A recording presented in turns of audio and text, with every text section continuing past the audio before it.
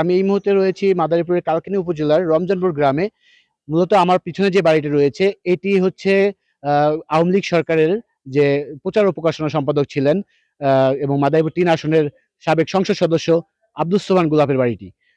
ঈদের সময় এই বাড়িটিতেই কিন্তু প্রচুর লোকের সমাগম ঘটতো। এখানে মানুষজন আসতো, নেতাকর্মীরা আসতো, তারা ঈদের শুভেচ্ছা বিনিময় করতো।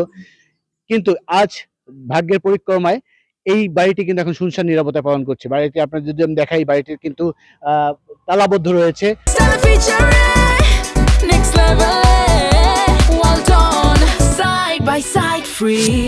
আপনারা জানেন যে ডক্টর আব্দুস সোবহান গোলাপ তিনি কিন্তু বিভিন্ন মামলায় আসামি হয়েছেন এবং তিনি কিন্তু এখন বর্তমানে কারাগারে রয়েছেন।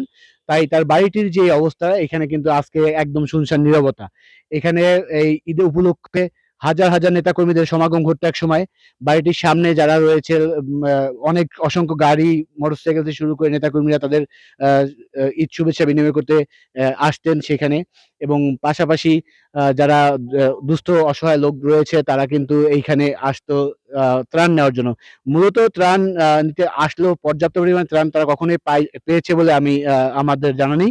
এবং তাদের যে অভিযোগ রয়েছে এই এলাকার জনগণের, যে আব্দুস সোবহান গোলাপ তিনি কিন্তু এই এলাকার, তার নিজ এলাকার লোকজনের জায়গা দখল করে বিভিন্ন প্রতিষ্ঠান তিনি গড়ে তুলেছেন এবং তাদের এক প্রকার জোরপূর্বক তাদের কাছ থেকে জায়গাগুলো লিখে নিয়ে তাদের সেই জায়গার টাকাটা পর্যন্ত তিনি তাদের দেননি। এই জন্য মূলত তাদের ভিতরে যে ক্ষোভটা রয়েছে তারা কিন্তু এই ক্ষোভটাই আমাদের কাছে প্রকাশ করেছেন।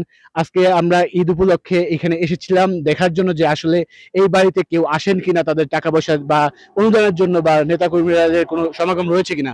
মূলত তাদের এই গোলাপের প্রতি যে অনীহাটা, এটাই এই বাড়িটা শুনশান নীরবতায় সেটা প্রমাণ করে। তারা কিন্তু কখনোই চাননি এইরকম স্বৈরাচারী একজন সরকারের দোসর হিসেবে যে আখ্যায়িত সেই গোলাপকে তারা জেলে থাকাতে তারা কিন্তু খুশি প্রকাশ করেছেন। তারা কিন্তু বলেছেন যে তার সর্বোচ্চ শাস্তি তারা কিন্তু দাবি করেছেন।